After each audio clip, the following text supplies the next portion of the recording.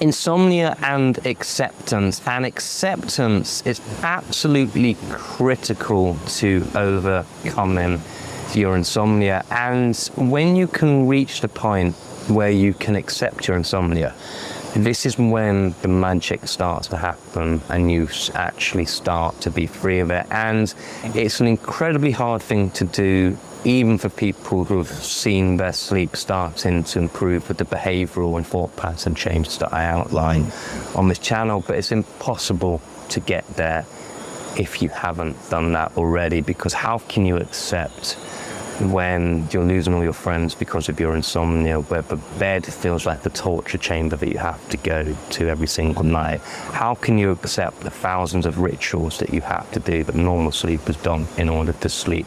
The thousand things you cannot do in order to try and protect your sleep, your relationship breakdown, how you physically feel the next day after another night where you felt like you've only slept for 2 hours and you feel wired, tired, fatigued, but you never get that sleepy feeling. Completely impossible to reach that level of acceptance. And I completely understand, before I started my own insomnia course and got out of this, of course you can't accept it. And so this is why, before you can reach that level of acceptance, and I'm really talking to new people on this channel here, you need to first get that little glimmer of hope that your insomnia can be overcome. And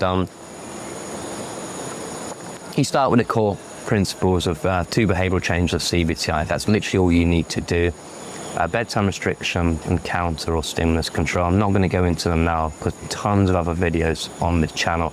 Essentially, reducing the amount of time you spend in bed to improve your sleep quality, so you're not lying in bed fighting, forcing, pleading with your sleep, and teaching the brain things to do in the middle of the night, where you're not feeding the wolf, feeding the anxiety, forcing and fighting yourself back to sleep. I'll queue up videos in the description box so you can find the 2 most powerful techniques that you can start applying from this evening to actually start getting out of it. But once you've actually put these behavioural changes in place and you have started to see at least some glimmer of hope that you can get out of it, this is when the idea of acceptance when it comes to your sleep starts to become a bit more of a reality. And so what do I mean when it comes to acceptance, and in what aspect? Well, probably one of the most important things to accept is that it's okay to be in bed awake. And again, if you've fought with your sleep for years, you're never going to reach that stage. We're talking once you've actually seen some improvement. And how would you become okay with being in bed awake? It normally starts with education around it, normalizing nighttime awakenings. Every single person on the planet will wake up multiple times throughout the night. Sleep runs in cycles which last for approximately 90 minutes, and at the top of each sleep cycle, you get moments of awakening. So they've had good sleepers in a sleep lab. Ask them in the morning how many times they woke up last night. They might say 1 to use the toilet. And they've literally showed them on the video, look, here's you sat up in bed, looking around the room, wide awake for 5 or 10 minutes, and you did that 5 times throughout the night. And they just do not remember. So it's incredibly normal for people to wake up during the night time, and that's because sleep is inherently designed to be imperfect. So if you think what sleep is, when we were cavemen, it would have been the most dangerous thing you could have done, because you would have got gnashed by the bears and the wolves and the tigers and the big spiky hairy, not dinosaurs, because that's bad evolution. After that, all the horrible stuff that we had to deal with as cavemen. So sleep is designed to be imperfect. So it's completely normal to wake up in the middle of the night. So by accepting the fact that it's normal, you don't fight and kick and struggle against it. So normalizing that nighttime awakenings is incredibly helpful, because if you're trying to get perfect sleep, and this is why I kind of have a bit of an issue with Andrew Huberman and all this other YouTubers that are always talking about perfection and optimizing sleep.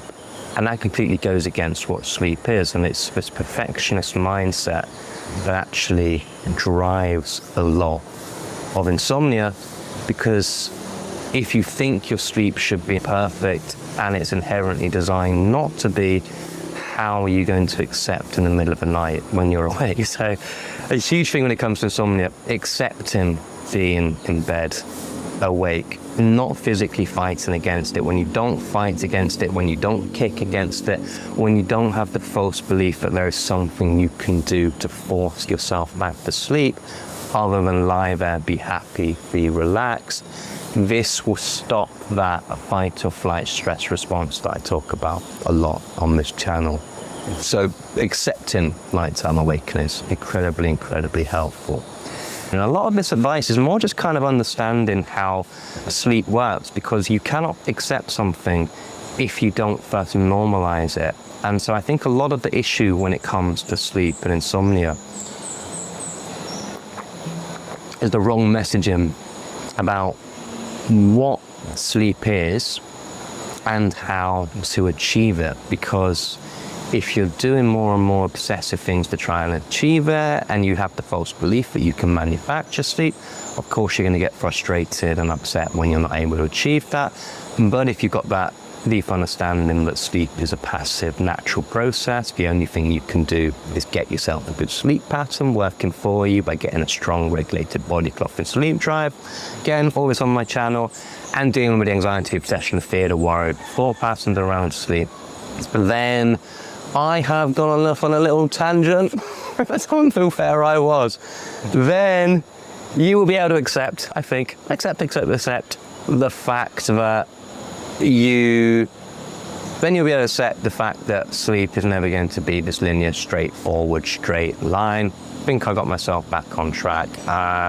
Don't really know, I'm not going to edit this video. I'm kind of going for a different vibe with it, where I'm just going to sit, drink tea, have a look at the view, enjoy being in the Philippines, and I'm kind of getting fed up with my hyper-polished and hyper-focused edited video, and I wanted to make one more where I just basically chat to the camera. So apologies if it's not as tight as usual, but hopefully the information is still good. All right. So we covered a few things when it comes to acceptance. Another thing to understand is very important when it comes to insomnia is accepting the fact that no one else who doesn't experience this condition is going to understand you when it comes to this. No one understands insomnia. If they think it's just poor sleep or, you know, a night of occasionally bad sleep, they don't understand why it controls and dictates every single one of your waking thoughts. They don't understand why going to bed scares you at nighttime. If you're in a relationship, for example, and your partner wants to go to a hotel, and you're already terrified and trying to find excuses to try and get out of that holiday because you're worried about what the bed might be like, if the curtains aren't quite thick enough so it lets light into the room, if the noise outside, and you're already trying to find ways of getting out of that. If you don't share a bed with your partner, if your friends invite you out to the pub in the evening and you say no because you don't want to be stimulated before bedtime, nobody understands that insomnia is this complete obsession that dictates and controls your entire life. And so it's really helpful to kind of accept the fact that no one is going to understand what you're going through, and that's okay, because you don't really want them to find out, because the only way they're going to find out is to actually live through this. And when you become a broken husk of yourself with no ambition and no drive, and all your kind of spark and life has gone, which happened to me, you know, I felt a lot of guilt and shame during my own insomnia, especially now I kind of stopped sharing a bed with my wife, and all the things that I just said about holiday. This was all stuff that I'm saying from a personal standpoint, because you completely lose everything you are as a person when you have insomnia. And no one understands it, and some people will call you lazy because of this, and some people will just kind of minimize it, and including doctors, including healthcare professionals, and you just got to accept that people don't understand it. Just like you may not understand why someone has an eating disorder, but it's very real for them. Why someone has to wash their hands 50 times before they eat a meal, but it's very real to them.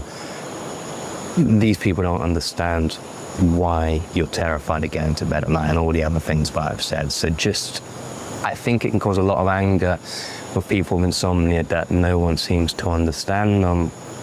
And they normally, because it's even very hard to explain it to people, because you don't kind of know the words for why you have this condition, but accepting the fact that people aren't going to understand this is very helpful as well, because that takes away another layer of suffering. So the behavioural changes that I outline and I help my clients with, Zoom, by the way, if anyone wants to work with me one-to-one by Zoom, you can. I work with people from all over the world, so I see clients from everywhere. So if you want to chat to me one-to-one by Zoom, you can. But yeah, one of the things that I think people find very hard to accept when it comes to insomnia treatment is that they can be doing all the right things. They can put the bedtime restriction in place. They can get stuck back into their days again. They can do counter control. They can do all the kind of things that I outline in this video.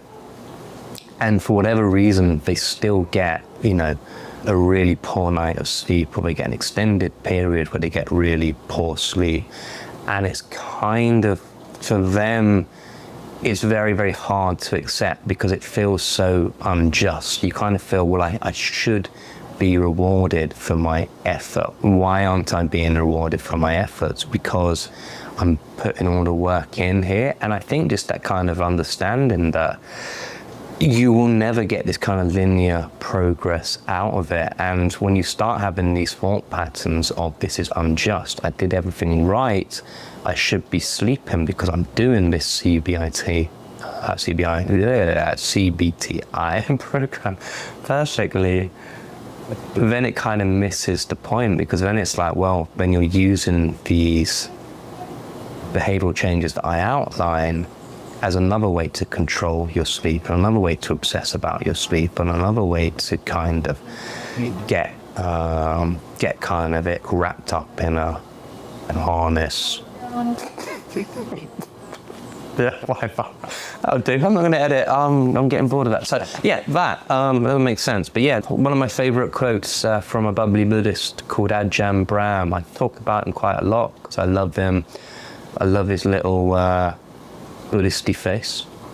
Is that suffering is asking from life what it can never give you, and if you ask from life that you will start your sleep program and sleep week by week will get better and better and better, you'll never have setbacks, you'll never have relapses, that you'll put all these behavioral changes in place and everything will just move forward perfectly from there, then that is going to cause you a lot of suffering, because progress is never linear. It kind of looks like that it did for me. My third week of CBTI was fantastic. I thought everything was going right. I thought I was, almost out of it. The fourth week, I almost was worse than in my first week. And I think where that stemmed from is putting so much pressure on myself to kind of keep the momentum going, forcing myself to sleep even more because I was getting so excited about almost escaping this condition. And so the kind of the acceptance that even if you put the right behavioral changes in place, yes, eventually you say March will be better than February, April will be better than March, but you cannot guarantee that, say, Tuesday the 17th of March is going to be a good night. And that's the thing, accepting what you can and cannot control when it comes to your sleep. The only thing you can control when it comes to your sleep is the behaviors you do over the long run. You can control when you wake up in the morning. You can control what you choose to do during the daytime so you don't feed your insomnia. You can control whether or not you choose to do counter control in the middle of the night. You can choose to control whether or not, accept the fact whether you're not, how you respond to nighttime awakenings, but you cannot, when it comes to your sleep, control forcing yourself to sleep on any given moment. So another thing when it comes to acceptance is accepting what is and isn't outside of your control when it comes to this condition. I'm just going to let the dog in 1 sec. Come on. Come on, come on, fat boy. All right. Come on. All right. Oh, I don't know if you've met him yet. I had him on another video. This is a Messiah street dog that we kind of adopted from the street when he was a tiny little puppy, and yeah, he's a nice dog generally, but he's a bit pushy and needy, and he's probably going to bite me. And yeah, anyway, he's a nice boy. Accepting what is and isn't within your control when it comes to this condition is really, really helpful, because yeah, like Ajahn Brahm says, suffering is asking from the world what it can never give you, and it's going to cause you a lot of suffering if you think that it's possible to control your sleep in the given moment. And so really acceptance is so, so important when it comes to this. And yeah, I think we've covered a lot of topics. I got a little Brucey bonus one for you at the end. It's accepting how hard this is, accepting that there isn't a linear progress out of this, accepting that nobody understands your insomnia, accepting what you can and cannot control, accepting that my dog is chewing a squeaky toy, interrupting my video. Acceptance, absolutely critical and key for overcoming insomnia. Hope this video is helpful. Want to work with me one-to-one, you can. And yeah, stick around for the next video.